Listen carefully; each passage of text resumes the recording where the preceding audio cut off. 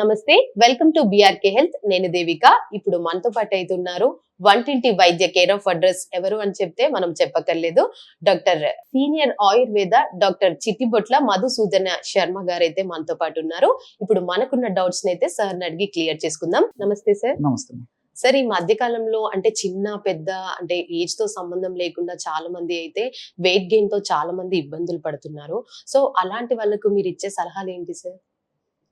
ఒక భారతదేశంలోనే కాకుండా ప్రపంచవ్యాప్తంగా కూడా వేధించి పీడించేటువంటి అత్యంత సర్వసాధారణమైన సమస్య అయిపోయిందమ్మా.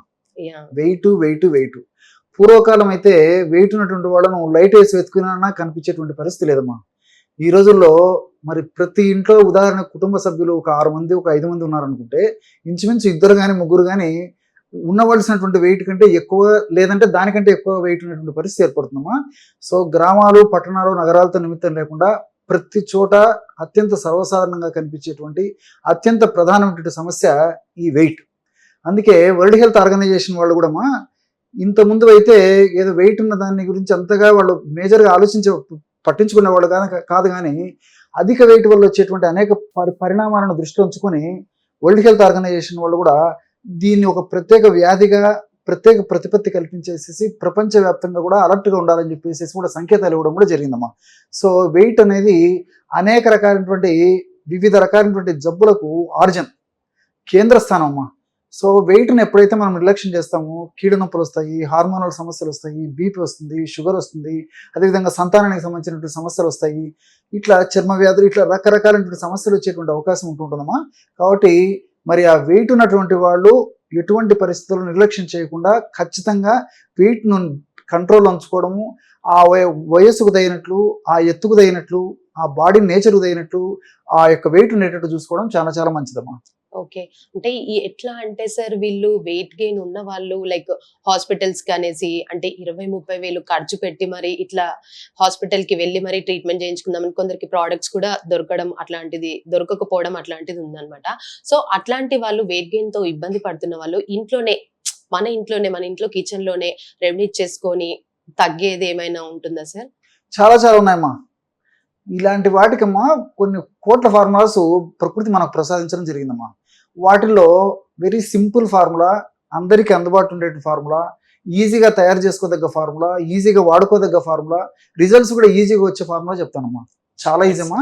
సామాన్య మానవ నుంచి సంపన్నుల వరకు అందరూ వాడుకోదగ్గ వెరీ చీప్ ఫార్ములా చెప్తానమ్మా. చీప్ అంటే రేటు తక్కువ కానీ ప్రభావం శక్తివంతంగా ఉంటుందమ్మా. సో కన్నతల్లిలా కాపాడేటువంటి కరక్కాయమ్మా వెయిట్ తగ్గించేందుకు చాలా అద్భుతంగా పనిచేస్తుందమ్మా. చాలా మందికి తెలియదు. కరక్కాయలు మనకు మార్కెట్లో దొరుకుతాయి. కరక్కాయ పెచ్చుల యొక్క చూర్ణం కావాల్సి వస్తుందమ్మా. దీనికి ఒక 100 గ్రామ్స్ కరక్కాయ పెచ్చుల యొక్క చూర్ణం. ఒకవేళ మనకి కరక్కాయ పెచ్చుల యొక్క చూర్ణం దొరకని పక్షంలో కరక్కాయలు తెచ్చుకుని దంచేసేసి లోపల సీడ్స్ ఉంటాయమ్మా, విత్తనాలు తీసేసి ఒక 2 days అలాగే ఎండబెట్టేసేస్తే బాగా ఎండిపోతుందమ్మా. దాంట్లో ఉన్నటువంటి నీటి శాతం అంతా ఆవిరైపోతుంది అన్నమాట. ఇప్పుడు కాస్త వెచ్చ చేసేసి వేయిస్తే మెత్తగా పౌడర్ అయిపోతుందమ్మా. చాలా చీప్గా దొరుకుతాయి కరక్కాయ. సో ఆ పౌడర్ ఒక 100 గ్రామ్స్ తీసుకోవాలి. అదేవిధంగా పసుపు అమ్మా, పసుపు కొమ్ములు దంచి తయారు చేసినటువంటి పసుపు ఒక 20 గ్రామ్స్ తీసుకోవాలి. చివరగా మిరియాలను కాస్త వేయించేసేసి పౌడర్ చేసేసి ఒక 10 గ్రామ్స్ తీసుకోవాలి. సింపుల్ ఫార్ములా అమ్మా. సో కరక్కాయల యొక్క చూర్ణము 100 గ్రామ్స్, పసుపు చూర్ణము ఒక 20 గ్రామ్స్, మిరియాల పొడి 10 గ్రామ్స్. సో ఈ 3 కలిపేసేయాలమ్మా. కలిపేసి ఒక గాజు సీసాలో నిల్వ ఉంచుకొని రోజు ఉదయం ఆహారానికి ఒక అరగంట ముందు, రాత్రి ఆహారానికి ఒక అరగంట ముందు ఒక 200 ml పల్చటి మజ్జిగమ్మా, పల్చటి తాజా మజ్జిగ. నేను ప్రతి ప్రోగ్రాంలో కూడా ఈ సందర్భం వచ్చినప్పుడు కూడా మజ్జిగ వాడమని చెప్తే నేను ఖచ్చితంగా ఇది అడ్వైస్ చేస్తుంటానమ్మా. అదే చిక్కటి మజ్జిగ పనికిరాదు, పుల్లటి మజ్జిగ పనికిరావు, పల్చగా ఉండాలి, తాజాగా ఉండాలి, ఫ్రెష్గా ఉండాలమ్మా మజ్జిగ.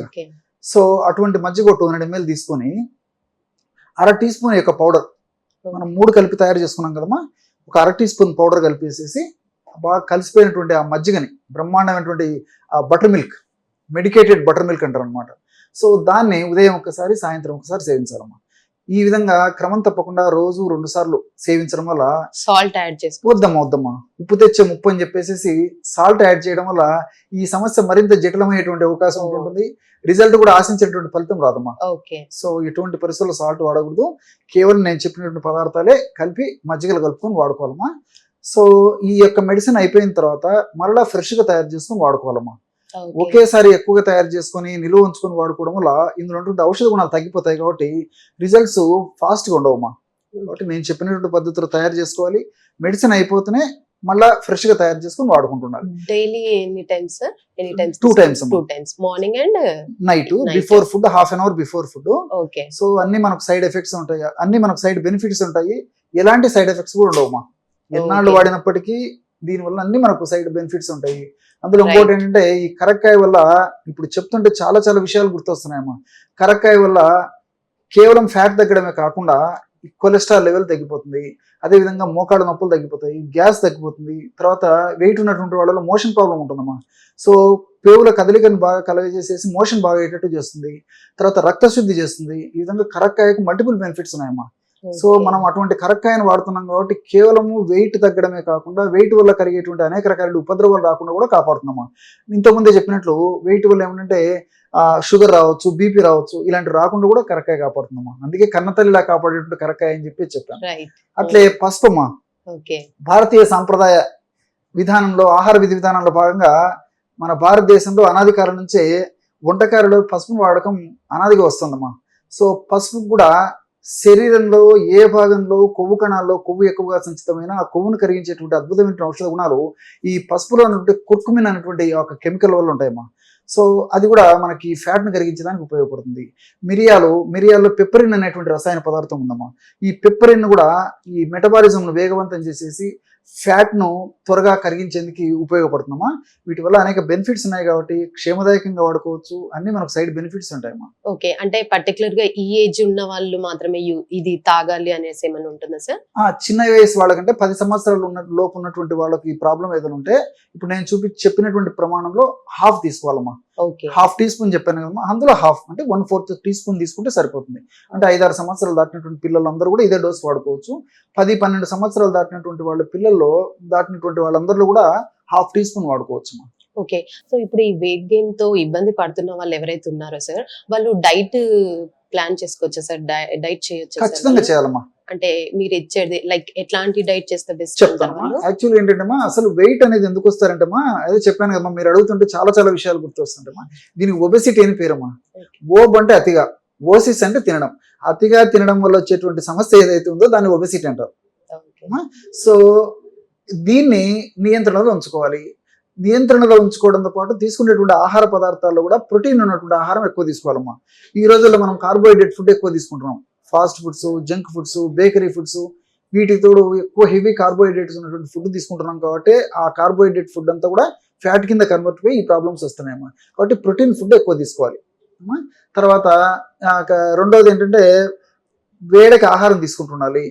ప్రతిరోజు హాఫ్ అన్ అవర్ నుంచి 45 minutes వరకు వాకింగ్ కానీ, జాగింగ్ కానీ, స్కిప్పింగ్ కానీ, స్విమ్మింగ్ కానీ, జాగింగ్ కానీ ఏదో ఒక ఎక్సర్సైజ్ చేయడం అలవాటు చేసుకోవాలమ్మా. వారంలో కనీసం 5 రోజుల పాటు ఇలాంటి చిన్న చిన్న జాగ్రత్తలు తీసుకుంటూ నేను చెప్పినటువంటి పద్ధతిలో ఔషధాన్ని వాడుకోవడం వల్ల చాలా అద్భుతంగా ఫలితాలు వస్తాయి. అలా అని చెప్పేసి నెలకి ఏదో 5 kgs 6 kgs అంత ఫాస్ట్ గా తగ్గడం కూడా మంచిది కదమ్మా. ఇప్పుడు నేను చెప్పినటువంటి పద్ధతిలో ఔషధం వాడుకోవడం వల్ల క్రమంగా తగ్గుతారమ్మా.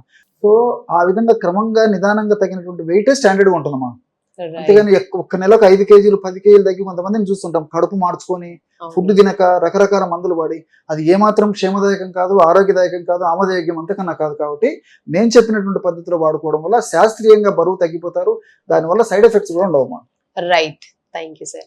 సార్ చూసారు కదండి, సార్ అయితే లైక్ డైట్ ఏమంటారు, వెయిట్ గెయిన్ తో వాళ్ళు ఇబ్బంది పడుతున్న వాళ్ళు అయితే చాలా మంది చూస్తున్నాం. ప్రతి ఒక్కరి ఇంట్లో ఎవరైనా ఒకరికి మాత్రం, ఒకరికనే కాదు చాలా మందికి ఈ ప్రాబ్లం ఫేస్ చేస్తుంటారు. సో అలాంటి వాళ్ళు ఎలాంటి ప్రికాషన్ తీసుకోవాలి, ఎలాంటి డైట్ మెయింటైన్ చేయాలి, ఇవన్నీ కూడా సార్ అయితే చాలా చక్కగా క్లియర్ గా వివరించి చెప్పారు. Thank you so much. నమస్తే.